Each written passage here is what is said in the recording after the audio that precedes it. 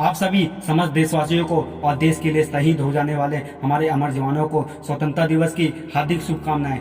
लिख रहा हूं मैं अंजाम जिसका कल आगाज आएगा, मेरे लहू का हर एक कतरा इंकलाब लाएगा। मैं रहूं या ना रहूं ये वादा है मेरा कि मेरे बाद वतन पर मरने वालों का सैलाब आएगा। दोस्तों एवं मेरे प्यारों देशवासियों, इस स्वतंत्रता दिवस के शुभ अवसर पर मैं आपके समक्ष अमर शहीद भगत सिंह की एक छोटी सी कहानी प्रस्तुत कर रहा हूँ।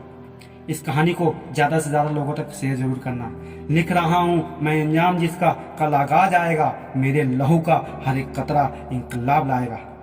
भगत सिंह अमर शहीद 1907 में इनका जन्म हुआ लाहौर में। गांव का नाम लयालपुर जो कि आज पाकिस्तान में है। इनकी मां का नाम विद्यावती कौर और पिता का नाम किशन सिंह। यह बचपन से ही पढ़ाई में बहुत तेज थे और इन्होंने छोटी सी उम्र में 50 से ज्यादा किताबें पढ़ ली थी। एक दिन इनके पिता आम का पेड़ लगा रहे थे। ये अपने पिता के पास गए और पूछा, पिताजी आप क्या कर रहे हो, ये आम का पेड़ क्यों लगा रहे हो? इनके पिता ने जवाब दिया, बेटा ये आम के पेड़ बड़े होंगे और हमें बहुत सारे फल देंगे। इनके अंदर भी जुनून। इन्होंने अपने पिता से कहा, पिताजी मैं भी बड़ा होकर बंदूक के पेड़ लगाऊंगा और बंदूक के पेड़ बड़े होंगे और मुझे बहुत सारे बंदूकें देंगे। इन्हें यह जोश, जज्बा और पागलपन तब आया जब 13 अप्रैल 1919 में जलियांवाला बाग हत्याकांड हुआ।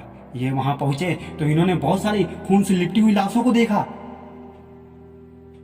और बगल में एक कुआं था, उसमें कई लोग मारकर फेंक दिए गए थे और कई लोग गिरकर मर गए थे। और जब भगत सिंह ने उस कुएं में बोतल डाला और उससे पानी निकाला तो देखा यह पानी पूरा रक्त बन चुका है।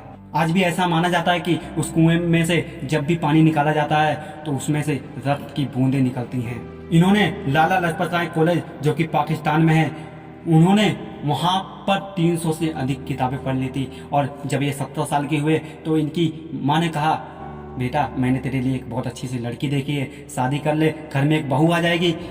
लेकिन इन्हें यह मंजूर नहीं था। इन्होंने अपनी माँ से कहा, माँ मैं शादी नहीं करूंगा। और इन्होंने चिट्ठी लिखी और रातों रात घर से फरार हो गए। घर से फरार होने के बाद ये पंडित आजाद की टीम में जाकर शामिल हो गए। वहां पर काफी दिन रहने के बाद जब इनके पास पैसा नहीं बचा, पैसों की कमी होने लग गई, इन्होंने अपने साथियों के संग काकोरी प्लान बनाकर इन्होंने हमला भी कर दिया। प्लान सफल भी रहा लेकिन इनके 2 साथी पकड़े गए। अशफाक उल्ला खान और राम प्रसाद बिस्मिल पकड़े जाने के कारण इन दोनों को फांसी दे दी गई। और इधर अब ब्रिटिश सरकार इन्हें पकड़ने के लिए प्लान बना रही थी कि उनका एक तीसरा साथी कहां भाग गया है। और इधर भगत सिंह एक ऐसे ग्रुप में शामिल हो गए जहां देश को आजाद कराने की बातें और कुछ आंदोलन चलाए जाते थे। और जब ब्रिटिश सरकार ने इन्हें पकड़ने के लिए कड़ी पाबंदी बना दी तो यह भगवती चरण मौर्य की पत्नी दुर्गा भाभी के संग अपनी वेशभूषा को बदलकर राजगुरु और सुखदेव के संग कोलकाता चले गए। वहां पर भी ये रुके नहीं, वहां पर भी आंदोलन करना शुरू कर दिया और आए दिन इनकी ब्रिटिश सरकार से लड़ाई हुआ करती थी। इन्होंने योगेश्वर दत्त के संग मिलकर धुआं बम बनाया जिसे कि फॉग ग्रेनेड भी कहा जाता है। और ब्रिटिश सरकार की एक असेंबली चल रही थी, वहां पर जाकर उन्होंने धुआं बम जिसे कि फॉग ग्रेनेड कहा जाता है वो फेंक दिया। और इनके पास बहुत सारे पेपर थे, उन्हें उस असेंबली में फेंक दिया। उन कागजों पर लिखा हुआ था, this is only the beginning, the victory will be our. ये तो बस शुरुआत है, जीत तो हमारी ही होगी। वो चाहते तो वहां से भाग सकते थे लेकिन वो भागे नहीं और ब्रिटिश सरकार ने उन्हें पकड़कर कैद खाने में डाल दिया। जेल में भी वह रुके नहीं, जेल के अंदर ही आंदोलन शुरू कर दिया। और उनके कुछ साथी थे, उन्होंने भी उनके साथ आंदोलन किया। 64 दिन तक भूखे रहने के कारण क्रांतिकारी यतीन्द्र शहीद हो गए। और अब वक्त आ रहा था फांसी का। और जब किसी को फांसी दी जाती है तो आधा अधमरा हुआ पहली हो जाता है। लेकिन भगत सिंह एक ऐसे थे कि इनके चेहरे पर मुस्कुराहट रहती थी। और जब सबको पता चल गया कि इनको 24 मार्च को फांसी दी जाने वाली है, बहुत सारे लोग वहां पर प्रस्थान करने लग गए जहां पर इनको फांसी दी जाने वाली थी।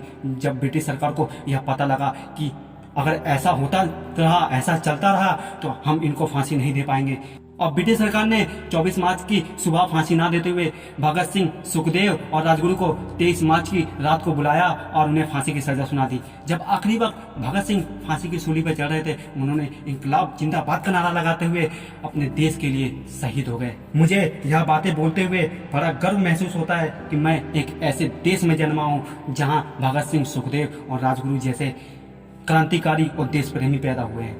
दिल में जुनून, आंखों में देशभक्ति की भावना रखता हूँ। दुश्मनों की जान निकल जाए, आवाज में ऐसी दमक रखता हूँ। सरफिरोजी की तमन्ना अब हमारे दिल में है, देखना है जोर कितना बाजुए कातिल में है। अपनी जान को हम वतन के नाम कर देंगे, स्वतंत्र भारत का हम नाम कर देंगे। जब कोई आंख उठाएगा तो हम उसका काम तमाम कर देंगे। इंकलाब जिंदाबाद, भारत माता की जय। दोस्तों, इस वीडियो को ज्यादा से ज्यादा लोगों तक शेयर जरूर करना। जय हिंद, वंदे मातरम।